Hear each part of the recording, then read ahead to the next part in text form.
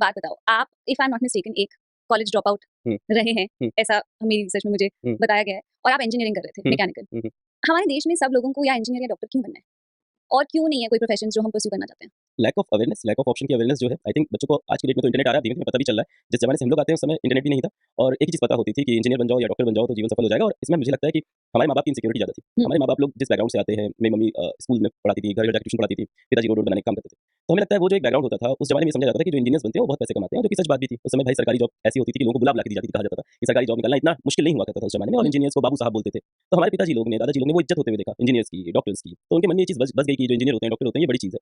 धीमे-धीमे awareness भी नहीं आई कि और बहुत सारी फील्ड हैं जिसमें बच्चा अच्छा कर सकता है। तो धीमे-धीमे बच्चों का जो हुआ कि उनका जो इंटरेस्ट तो मुझे नहीं लगा कभी भी ऐसा था। मतलब मुझे पता ही नहीं था पहले साल इंजीनियरिंग में जाते वक़्त कि इंजीनियरिंग होता क्या है? हमें से शायद किसी को नहीं पता होता जो इंजीनियरिंग करने जाते हैं।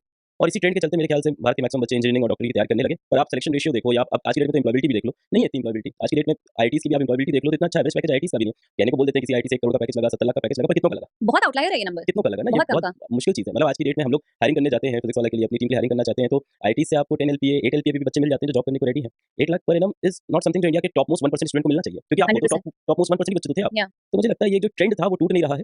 अब विद इंटरनेट कमिंग इन बच्चों ने बहुत सारा एक्सपोज़र हुआ है, बच्चों को नई-नई फील्ड पता चलनी स्टार्ट हुई है। अगर आप देखो 2014 में मैं बात करूँ 2014 में number of students who are giving IIT examination were close to 10 to 12 lakhs और आप 2024 में देखो number of students who are giving IIT examination is still 12 to 14 lakhs। तो हुँ, ट्रेंड तो रुका है हुँ, आईआईटीज़ के लिए। हुँ, अब मैं ये नहीं कहूँगा आईआईटीज़ का क्रेज़ कम हुआ है, बट नंबर ऑफ स्टूडेंट्स जिनको इंजीनियरिंग के सिवा कुछ और सोचना था वो सोचने लगे हैं। तो हुँ, आप देखो नंबर ऑफ स्टूडेंट्स जो इंजीनियरिंग एग्जाम्स दे रहे थे वो ट्रेंड घटता जा रहा है, हुँ, जो कि अच्छी बात है। अभी नीट के केस में ऐसा नहीं कह सकते डॉक्टर बनने में क्योंकि वहाँ नंबर लगातार बढ़ रहे हैं। इस साल थोड़े से घटे हैं, बट वहाँ नंबर अभी भी लगातार इंक्रीज़ कर रहे हैं। तो एक जो ऑब्सेशन है ना पेरेंट्स का कि मेरा बच्चा डॉक्टर बनेगा, मेरी बेटी डॉक्टर बनेगी, तो बहुत बड़े इंसान बनेंगे। The average salary of Indian doctor is also not so much. अगर आप इस चीज़ को भी देखो, मैं बच्चों को बहुत समझाता हूँ, अगर आपको सच में इंटरेस्ट है कि आपको डॉक्टर बनना है, मरीज की सेवा करनी है, आप झेल सकते हो 12-12 घंटे की, 24 घंटे की ड्यूटी और आपके अंदर है कि मुझे सेवा करनी है, तो जाओ भाई डॉक्टर बनने। अगर आप सोच रहे हो डॉक्टर बन के बहुत पैसा कमाएँगे, तो भाई आज वो ज़माना चला गया है। पहले आप एमबीबीएस करो, उसके बाद आप एमबीए। एमडी हाँ, पीजी करो, एमएस करो, उसके बाद आप स्पेशलाइजेशन करो, सुपर स्पेशलाइजेशन करो और तब तक आप 40 साल के हो जाओगे।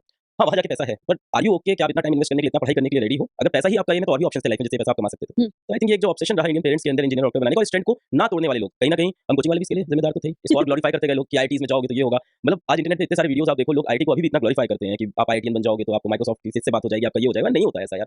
तो मैं तो कभी बहुत ज़्यादा ग्लोरीफाई नहीं करता हूँ कि आप आईआईटी बनोगे। मैं तो जैसे आपने बोला, मैं हुँ, तो बोलता हूँ बेटा मैं तो 12th पास हूँ, still I made it in life, तो हुँ, why can't you make in life हुँ, without being going into IIT. So हमें लगता है कि अब धीमे-धीमे ये ट्रेंड इंटरनेट के आने के बाद टूटेगा। यूट्यूब, सोशल मीडिया आजकल ऐसे-ऐसे profession, this is a profession if you see. या किसने सोचा था कि पॉडकास्ट से इंसान पैसे बना सकता है? ये भी एक मतलब इंडस्ट्री, इस तरह कितनी इंडस्ट्रीज़ नई-नई बनती जा रही हैं। आजकल बच्चों को एक्सपोज़र है, कुछ गेमर्स बन रहे हैं, कुछ यूट्यूबर्स बन रहे हैं, सोशल मीडिया इन्फ्लुएंसर्स बन रहे हैं। अभी धीमे-धीमे ट्रेंड टूट रहा है, but it will take another 10 years for this whole shift to take